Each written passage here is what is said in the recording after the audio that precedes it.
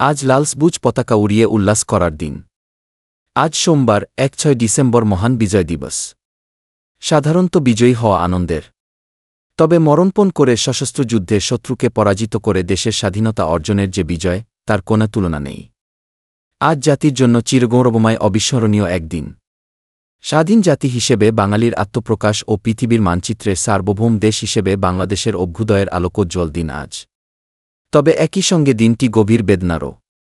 দেশজাতিকে পরাধীনতার নিগড়মুক্ত করতে অকাতরে জীবন উৎসর্গ করেছিলেন বাংলা মায়ের বীর সন্তানেরা। অগণিত মাবেন তাদের সম্ভ্রম হারিয়েছেন। জানমালের ক্ষতি হয়েছে অপরিমেয়। কৃতজ্ঞ জাতি আজ এই বিজয়ের আনন্দের দিনে গভীর শোক ও শ্রদ্ধায় স্মরণ করবে আত্মদানকারী সেই শহীদদের।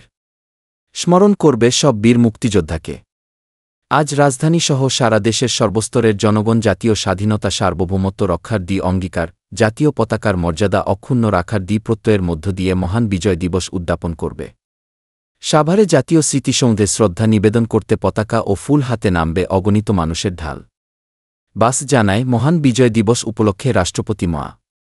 শাহাবুদ্দিন ও অন্তর্বর্তী সরকারের প্রধান উপদেষ্টা ড. মুহাম্মদ ইউনুস পৃথক বাণী দিয়েছেন। বাণীতে তারা মুক্তিযুদ্ধের শহীদদের স্মৃতির প্রতি গভীর শ্রদ্ধা নিবেদন করে তাদের আত্মার চিরশান্তি কামনা করেছেন। রাষ্ট্রপতি মো.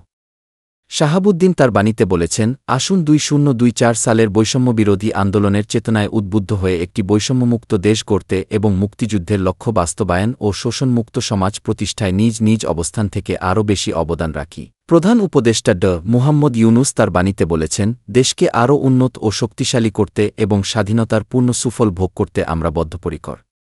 বিজয় দিবস কেবল আমাদের গর্বের উৎস নয়, এটি আমাদের